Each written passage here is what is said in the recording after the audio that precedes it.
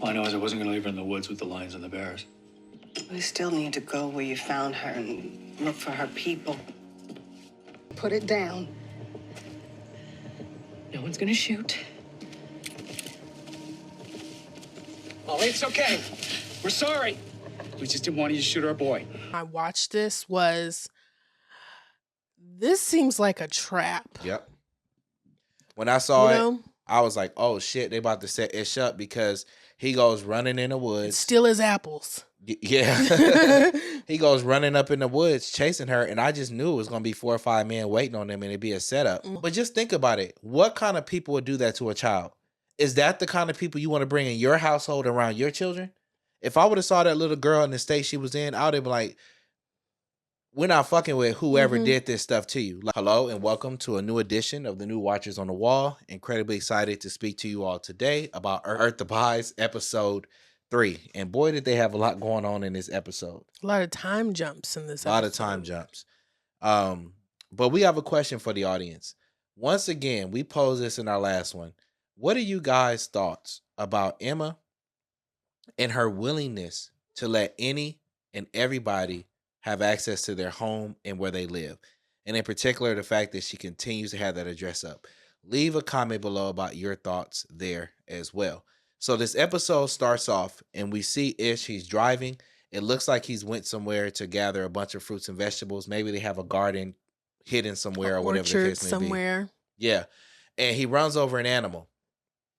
And he gets out and it's like a mountain lion or something like that.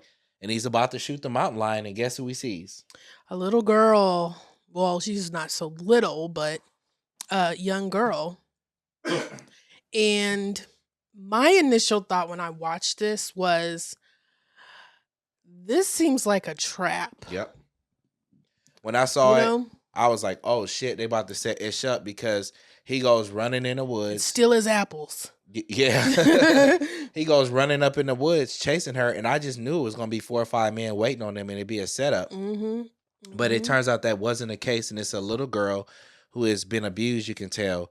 And he convinces her to come over to his truck with food and things like apples. Now, this really was like creepy because it's like, would you get in a strange man's car who's just offering you apples? Like, it's just like, come, my sweet, come and have an apple. Yeah, and that's why she got in the back of that truck. Yeah, because she really doesn't have a choice, it looks like. So it transitions and we see Ish, she's returning back to the house with the little girl. And we can see a huge time jump has occurred because the children are older and Emma is pregnant again. I guess there's nothing to do during the pandemic. It ain't no internet. It ain't no Netflix. It ain't. I guess it ain't none of that. They kind are of living stuff. their full like Adam and Eve fantasy. It must be. And he nice. cannot stay off of that woman. It must be the hair. I don't know. It's something's going on. Yeah, he time has gone by, and when I saw this initially, it made me ask myself like, would you want to have children in this type of situation? Audience, comment below. Would you want to have children in this type of situation? Would you, throw caution to the wind and just be like, let's do this? Like, how would you feel about that? How do you feel about that? I mean, since they didn't got it started, it makes sense to have multiple kids because the last thing you would want is for your child to be by themselves, when you pass away. So them having siblings could be a good thing.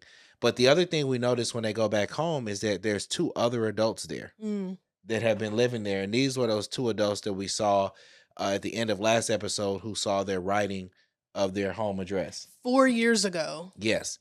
But the thing is, these are really cool. What are their names again? Their names are Jorge and Maureen. Yeah. But they seem to have fit in really well with them. So this is when we see they're kind of all in the living room. And this is the thing that pissed me off. Emma is way too wanting to just bring everyone together. She talks to Ish about finding that little girl's people. Where you found her and look for her people. You need to go out there tomorrow and find her people. And the way she talks about it, when you say her people, it's like her tribe looking out for them. But I could not help but to think that if that was my significant other, when you look at that little girl, it's evident that she was abused. beat up. She's not talking. She's not talking. She has scars on her, bruises on her. So why would you be interested in locating that caliber or quality of person? And then giving her back to them. Like, I don't know. I don't think I would do that. She ours now. Yeah, That's kind of like how I look at it. Like, you are baby now, so get comfortable. But just think about it. What kind of people would do that to a child? Is that the kind of people you want to bring in your household around your children? If I would have saw that little girl in the state she was in, I would have been like, we're not fucking with whoever did this stuff to you. Like that just would have been a no-go to me whatsoever. But this is when we start to learn a little bit more about the little girl's background. Because Eva, she sleeps in the back of the pickup truck, but the next morning, Maureen gives her breakfast. And they bond because they both have like cigarette butt burns on them. You could tell they both been abused, so they find some commonality in that abuse, and that's what causes the little girl to kind of believe in her and want to come inside of the house. Her. Yeah, and she calms down. Maureen draws her a bath and says, you can come out when you want, or and she has this opportunity to look in the girl's backpack, and she finds a note from her mother. But before then, she had a journal, and it kind of chronicles loosely what has been happening to her. She's been drawing like her emotions, feelings, and things like that. And then later we see that she finds a note from her mother, Evie's mother. The child's name is Evie, and she reads the letter saying that hopefully when you find this, you find her. I'm dead. Basically saying, can you please take care of her? And this is when it transitions to Ish and I gotta, what's that gentleman's name? Jorge. They're walking in the woods trying to find where Eva was from, and they find this raggedy, beat up, dilapidated cabin. Yes, and it just looks bad in there. It looks like she was sleeping on the floor. It was dirty. It was filthy. It didn't look like a place. Which makes me think, like, why wouldn't these people venture out into the city? You don't have to live that way. You know what I'm saying? There's got to be like some type of housing situation out in the city where you don't have to live like that in a shack sleeping on a dirt floor. You know what I'm saying? So that was kind of strange to me. You know what? Now that you got me thinking, and this is a whole different thought, I'll save it for the end when we talk about him getting attacked by the mountain lion.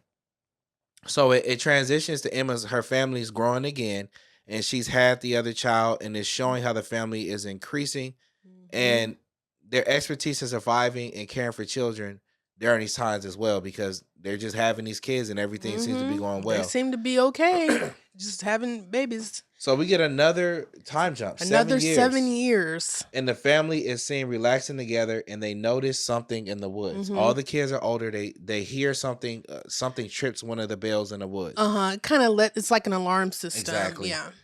And they rush, and out there they see a child, and she has Emma has her sights pointed on the child, and then we see two women and an adult man come out of the woods with them.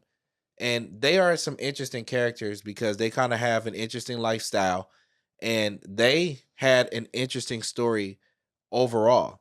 And this is when we see they introduce themselves, and Ish, you could tell, is like, I don't know about these people. Right? Yeah, he's very very hesitant about them coming into their fold. And I wonder, does it have something to do with them being a throuple?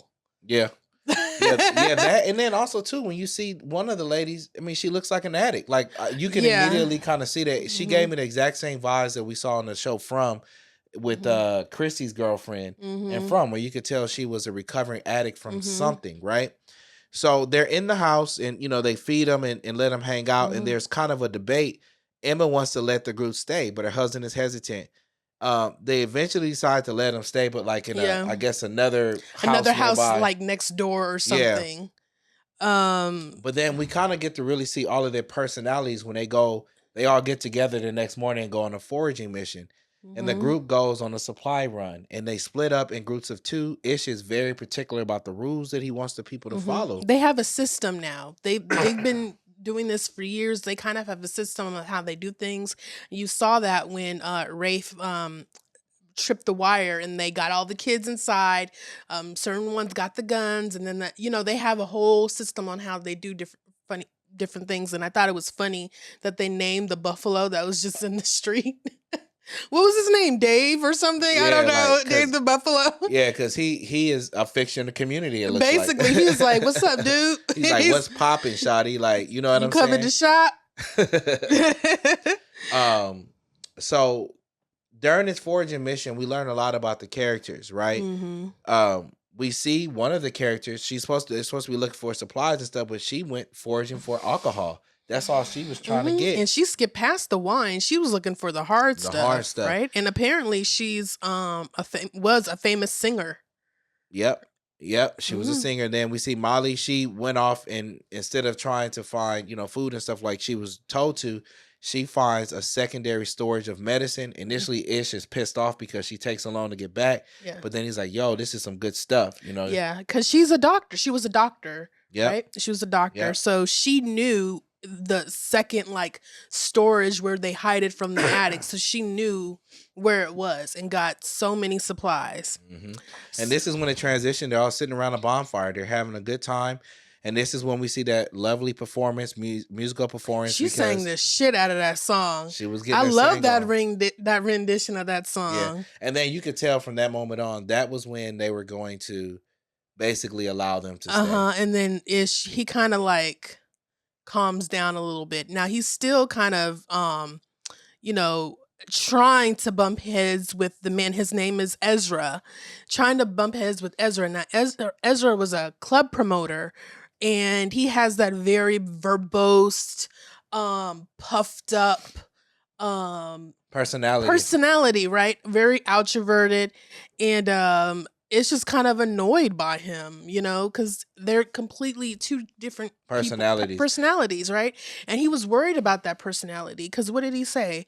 That Jorge and Maureen came with the very positive, helpful, humble spirit. Mindset. Yeah. And those 3, especially the male in the group, was not like that. He didn't know if Ezra would be able to acclimate themselves into their system, and with him and Jorge. So it was really interesting, the dynamic, and it was really seemed like it was more on Ish's end, that he was just like, whatever, dude. Why do you have to be so annoying? And the other guy seemed like he was trying to find a way to connect with them. Because Ezra, because his way of trying to connect with people is through humor and his personality, cracking jokes. Yeah. But Ish is just not having it. So we kind of get a new beginnings because more time goes by.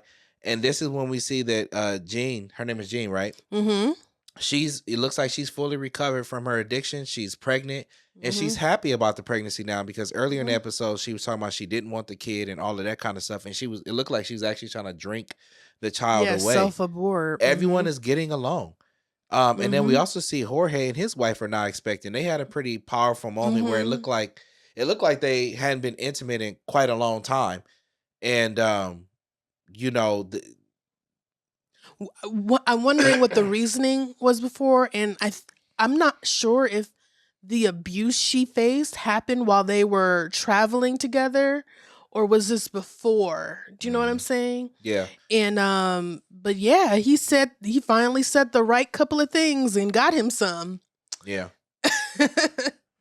I was gonna say something. I'm gonna let it go. What were you gonna say? I ain't gonna say nothing. The group. What were you gonna say? I wasn't gonna say nothing. No, you was gonna say something. What were you gonna say? I'm not about to say nothing, but I want to move on. So now they're having these, kind of like this new beginnings, and they actually are having like a little community now, and we see that they're celebrating a birthday, and everything just seems to Heather's birthday. She's what, 16 now? Jesus, like time and flying.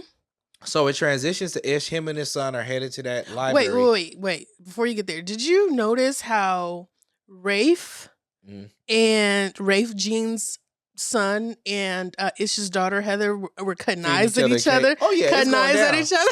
I mean, they got to. Who else is gonna could potentially? And it's good that they have these kind of people there because now you can kind of spread out the genes and stuff. Because otherwise, you don't want sister and sibling. So now that he's there, and then they're also having another child. That means that there's other children there where they can maybe populate or do what they do, right? So it transitions to Ish. He's driving with his son to that library. I don't understand how that library is still functioning. It looks so tore up. You guys didn't think to come together as a group and say, hey, this is a really nice library. This is our favorite place. Let's clean it up a little bit. It should be moto up. You know what I'm saying? Because when you think about how anytime you have a place where a lot of people are not frequenting and stuff like that, plant life, animal life, all of that takes over something really quick. It doesn't take much time at all, especially because it's a place of shelter. Animals would have discovered that thing. So it's just interesting to me. But then that's when we see that crazy storm happening. And it says, let's get our asses home. They head home. The storm is going crazy. And they can't find their damn dog. Lucky. Now, when Lucky was not on that couch, I automatically knew it was happening. You called it. Because dogs, they do this thing where when they know they're about to die, they try to disappear and go out. They really, really love going outside so they can go hide and go die away from you. And I don't know why they do that, but I guess, I don't know, they don't want you to see them like that. I don't know. That happened to my sister's dog, actually. The week before she had her baby. Wow. They try to move, they try to make way, and they go and they're like, okay, it's my time. I need to go ahead and, So, and it was so sad because, Ish went outside and saw him under a tree branch and he kind of lost it. And I was like, oh man, I understand that feeling of losing a loved animal, And he picked him up, held him close, and him and Emma were crying about it. Yeah, it was Apparently sad. Lucky really loved the rain. Yeah. And he wanted to die where he, But a tree limb fell on him though. He Yeah. was outside and the tree limb got him. When I saw that, I was like, damn, your dog is always outside at the worst times. The rats got his ass last time. And then now the damn from tree then fell on his back. Oh, poor thing. That was so sad. But then some time goes by, you could tell. More time and goes they buried by. him, and Yeah. Jorge and him are just in the back talking about their friendship and how it's blossomed and stuff like that. And Ish is like, hey, I'm gonna go check on the kids real quick. And this is when he's checking on the kids. And Evie he sees, and Joey, their youngest. and he sees a mountain lion stalking them. He jumps in the middle between them and he gets towed the hell back. I didn't know that he would get mauled like that. Like, we saw how a mauling happens, and that's gotta be painful. Like, my gosh. And the thing is, Ish's plot armor's gotta be hella strong if he survives this. Cause like the type of damage that thing put on him, I don't know how good of a doctor or girl is. Maybe she's just as good as Christy in Fromville, but that type of damage that he was given, when you talk about infections, it probably cut his guts and all of that kind of stuff. Yeah. I don't know how he's going to survive that. I don't know, but we see that Evie speaks for the first time. Now, Evie's about 20 years old now. Probably. And she's like screaming, help, help, help. I guess because she knows if she doesn't use her voice, one of the persons that, found her, took care of her, introduced her to this loving environment, it was going to die. Yep. Or even after the line was done with him, he probably got to Joey or her, So she decides to finally use her voice and start screaming out for help. Yeah. And so the episode ends there. Let's talk about something. Yeah. I'm pissed off about that scene. And what's funny is I was just talking to Carter. I was over here ironing and talking to him about the episode. And he thought the exact same thing I said. When you're in an environment like that, you should have a gun on your persons at all times. You should have a firearm in a holster on your side. But it's like I always say, like, he's not very... They ran in the house. I mean, he had the gun on him when he was driving in the car. You're and he was right. about You're to put right. the thing out of his misery. You're right. It's not about being a badass. Like, they've said that these animals and stuff are, around them because, that made no sense to not have a better weapon on you. You know what I'm saying? And I just, that scene just kind of pissed me off because he should have had a handgun on him. You know, all that stuff that they do where they're searching for food and stuff. Like they should have so many firearms that is not even funny. Yeah, that's true. You know what else I thought about um while I was watching this? I was watching and I was thinking, do they go outside of their little commune? Like, do they go to the beach? Do they go to, fishing? Do they go on like, you know what I'm saying? Yeah. Like, I would have a hard time being in that one little area. But I guess maybe not since, you got grizzly bears attacking houses and But it goes beyond that. I was also talking with Carter because we saw them driving, to go get their food, and then even we see them foraging for food, and it's like, bro, you guys have been foraging those same CVS's and stuff for how long? Like, how much food do those places really even have in there? Like, but at this point, why haven't you created more of a farm type lifestyle? When we saw in the last episode where he caught himself capturing a cow, why didn't you round those cows up and bring them to where you guys live and fence them in? And you could be reproducing them. we You got don't know. milk. They probably do that because remember at the end, they Gene uh what's his name again? Not Evan. Esther What what's you his talking name? about? You talking about the guy that came in with the two ladies? Right. Yeah. What about him? They got in the van with Jorge and some of the kids, and they said that they were going to go uh migrant farmers, meaning that they were going to go pick fruits and vegetables. They probably do have something like that. I don't think that if you have a place where you're going to go pick vegetables and fruits and stuff like that, like you're a migrant farmer, that you're not going to have, access to the cows or chickens, and you're not, you know what I'm saying? Like that just doesn't. I think he was making a joke because it seems like they're growing their fruits and vegetables somewhere where it's open space, like you were saying, right? But let's just say they were doing that. You wouldn't have your animals over there because you would want your animals somewhere where you could protect them from like the wildlife and stuff. Like just like how that mountain lion was. Imagine if you had your cows miles away wherever they pick this fruits and vegetables from. The cows can be getting eaten and you wouldn't Also, even know. too, yeah, that's probably how they keep animals away by not having meat. You know what I'm saying? But what I'm saying is like animals are smart. Like a mountain lion, all it takes is for one of you to shoot at it once or twice. It ain't coming back. It's gonna learn its lesson. But to me, y'all should have those cows going. They should have sheep going. They should have. We saw them at one point. They had the chickens. You should have chickens going. You should have all kind of things going to where, in my opinion, you shouldn't have to forage for shit. Like everything should be like, where you need it to be and where you're self-sustaining. Yeah, I think Ish made a point to say that, we have to go and forage for things because we have 4 extra mouths to feed now. So we need to try to get as many canned goods as we can. And, I think he was just, I don't know, maybe that was just him being an asshole. Like, oh, we got 4 more mouths. Okay, because he wasn't happy about it. No, he wasn't. He wasn't happy about it. So that was his way of, saying, this is kind of an inconvenience, but here we are. We're gonna go get this canned food, Yeah, and then audience, as we get ready to wrap this video up, what do you think is going to happen? Ish, how are they going to save him? Because he's toe up. I'm curious to see how they that was bad. bring this guy back to life. Because if they do, his plot armor going to be super. And then thick. also too, how much more time do you think it's gonna skip ahead?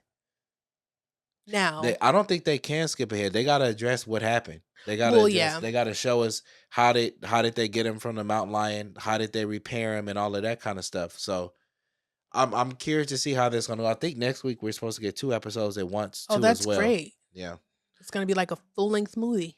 But yeah, guys, thank y'all for tuning in with us, and we're gonna go ahead and end this video, and we will catch you in the next one because our watch has ended. ended.